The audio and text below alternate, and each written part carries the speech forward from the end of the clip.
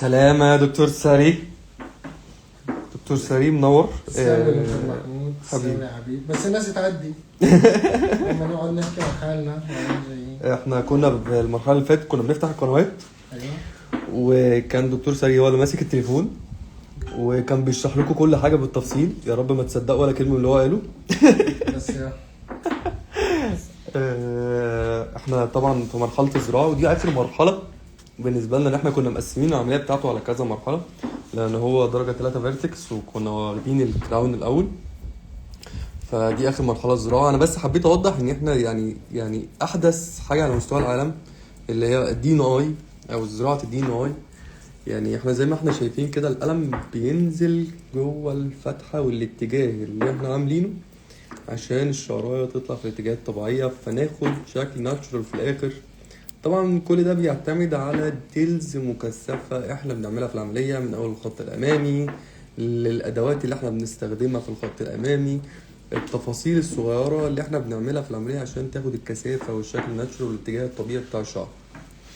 دكتور ساري، انت حاسس بحاجه دلوقتي؟ لا عن جد؟ لا مش حاسس بحاجه الصراحه. العمليه بسيطه جدا يعني. طب بذمتك البنج كان رخم؟ لا بأمانة. على فكره، والناس اللي بتأفور في البنج انا مش عارف هي بتعمل الحركات دي ليه او بتأفور بالاسلوب ده ليه. لا الصراحه الدنيا بسيطه خالص. الدنيا لطيفه يعني. انا البنج مش شايف ان هو مشكله. انا لسه مبنج نفسي امبارح واوريدي عامل صباعي. الموضوع كان لطيف. يمكن احنا صح. اكيد البنج مش هنقول ان هو ما بيوجعش، هو في نسبه الم، بس هل نسبه الالم دي محتمله ولا هتخليني انا شايف انها مش محتمله محتمله؟ الصراحه. لا هي محتمله جداً. خالص. محتمله ان انت كمان ما تعملش رياكشن وانت بتتحقن، فاهم ازاي؟ هي شكه بسيطه خالص، وما بتعديش ثواني اللي هي بتروح. يمكن احنا من الصبح عمالين واخدين راحتنا اصلا وعمالين نتدلع براحتنا خالص. انا شايف ايوه ده اللي خلانا نطول في العمليه. بس لا اكتر ولا لكن هي العمليه اصلا اوريدي بتاخد وقت بس احنا عايزين نقول حاجه. قول. التكنيك اللي احنا اشتغلنا بيه النهارده صحيح احنا طولنا في العمليه وزودنا عن 8 ساعات، بس ده ما ضرش في حاجه. ليه؟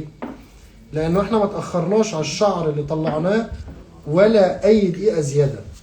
اللي هي الشعرايه اللي طلعت احنا اتزرعت على طول. فلما طولنا في البريك والكلام ده احنا كده كان الشعر اللي طلع اتزرع، فما حصلش عندنا اي مشكله ان احنا نطول او لا. دي حاجه كانت عشان احنا التيم كلنا كنا موجودين مع بعض.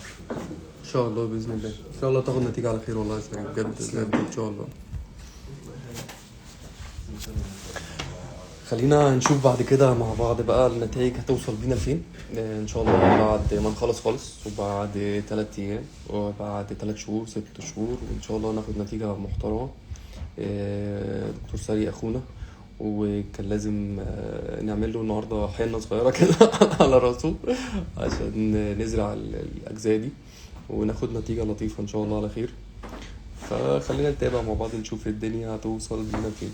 ان شاء الله خير. الحمد لله على السلامه يا زين. سمسم دكتور انا ساعد مستخبي ورا باي باي.